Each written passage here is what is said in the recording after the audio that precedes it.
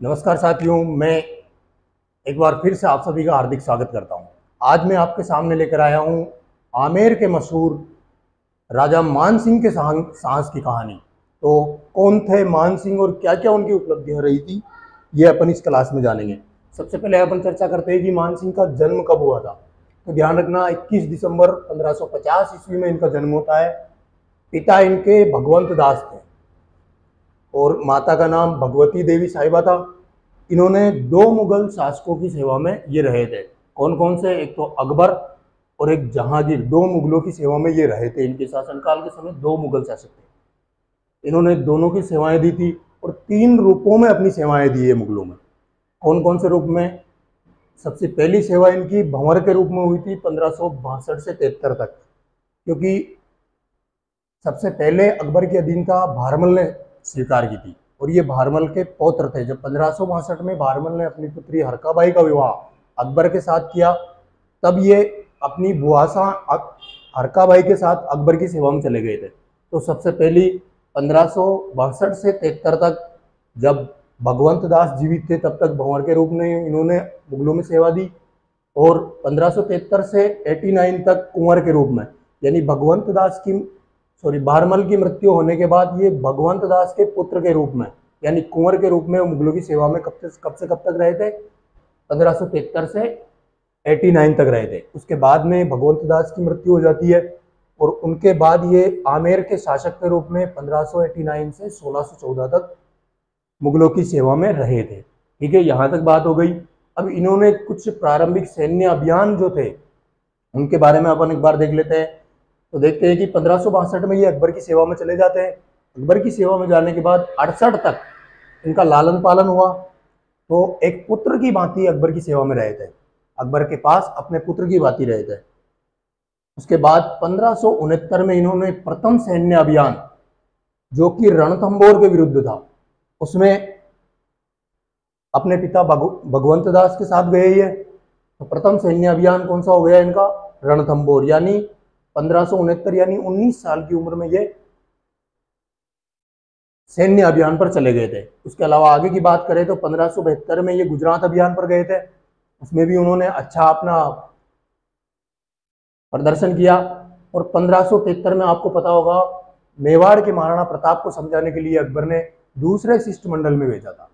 पहले शिष्टमंडल में जलाल खां को भेजा गया था, दूसरे में इनको मान सिंह जी को भेजा गया था, तीसरे में इनके पिता भगवंत दास को भेजा गया था, और चौथे शिष्टमंडल में टोडरमल को भेजा गया था। आप सभी को पता ही होगा।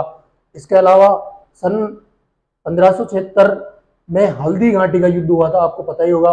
उसमें इनका सेनापति के रूप में प्रथम सैन्य अभियान था। प्रथम सेनापति के रूप में आप समझो कि 26 वर्ष का लड़का है। 1576 यानी 50 में इनका जन्म हुआ, 76 में हल्दी घाटी का युद्ध हुआ।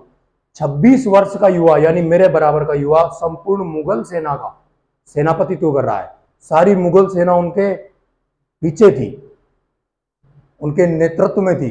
ये इनके लिए बहुत ही बड़ी उपलब्धि थी। तो 1576 में इन्होंने हल्दी घाटी के युद्ध में सेनापति के रूप में अपनी सेवाएं मुगलों को दी थी।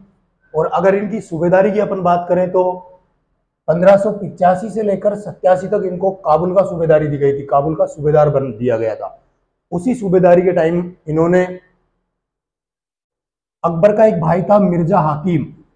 कौन था? मिर्जा हाकिम, जिसने काबुल में विद्रोह कर दिया था, उस विद्रोह को दबाया था। और 1587 से 94 तक इनको बिहार का सूबेदार बनाया गया था।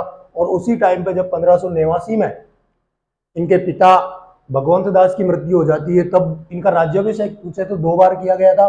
1589 में जब ये पटना में थे, वहां पर पहली बार राज्याभिषेक हुआ, और दूसरी बार 1590 में आमेर में इनका राज्याभिषेक किया गया था। और उसी राज्याभिषेक में अकबर ने इनको फरजंद कहा था, फरजंद की उपाधि दी थी, यानी बेटा कहा था, दत्तक पुत्र कहा था। ठीक है। इसके अलावा इनको 1594 से 1605 तक बंगाल की सूबेदारी दी गई थी। बंगाल की सूबेदारी बाद में भी दी गई थी, लेकिन 1605 में अकबर अल्लाह को प्यारा हो गया था। तो अकबर के शासन के टाइम में 1594 से 1605 तक ये बंगाल के सूबेदार रहे थे। और इनकी अगर मृत्यु की बात करें तो 1614 में इलीचपुर में हुई थी। इलीचपुर कहाँ पर है? महाराष्ट्र में इनकी मृत्यु हो जाती है। और इनकी छतरी जो है गेटोर जयपुर में बनी हुई है। ध्यान रखना, आमेर के जितने भी कछवा शासक हुए सभी की छतरियां कहाँ पर बनी हुई है, गेटोर में बनी हुई है। इसके अलावा इनके दुर्ग निर्माण की बात करें तो इन्होंने आमेर दुर्ग जयपुर में बनवाया था। उसके अलावा जयगढ़ दुर्ग की नींव रखी थी। कौन से दुर्ग की? जयगढ़ दुर्ग की नींव भी रखी थी। और रोहतासगढ़ कहाँ पर? बिहार में। बिहार में एक दुर्ग का निर्माण करवाया था जिसका नाम है रोहतासगढ़। कहाँ पर करवाया था? बिहार में करवाया था। और इन्होंने अनेक महल भी बनवाए जिनमें सुख मंदिर और सुख यश मंदिर आमेर में बनवाए गए थे अपनी पत्नियों के रहने के लिए। ठीक है। और इसके अलावा आगे की बात करें तो इन्होंने अनेक मंदिर का निर्माण भी करवाया जिसमें एक शिला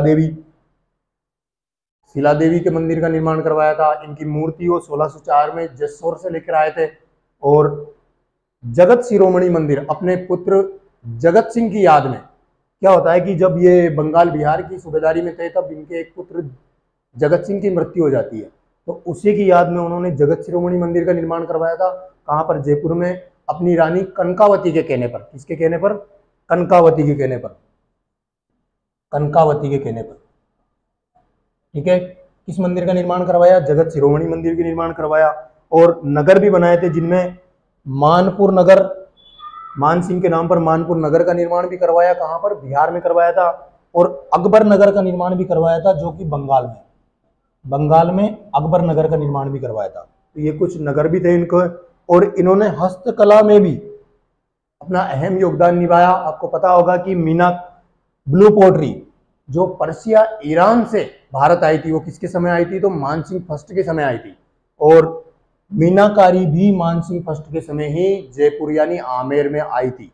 और ब्लू पोट्री का सर्वाधिक विकास आपको पता होगा राम सिंह के टाइम पे हुआ था। ठीक है। तो ये कुछ आपको मानसिंह के बारे में जो इंपॉर्टेंट घटनाएं थी वो अपन ने देखी है।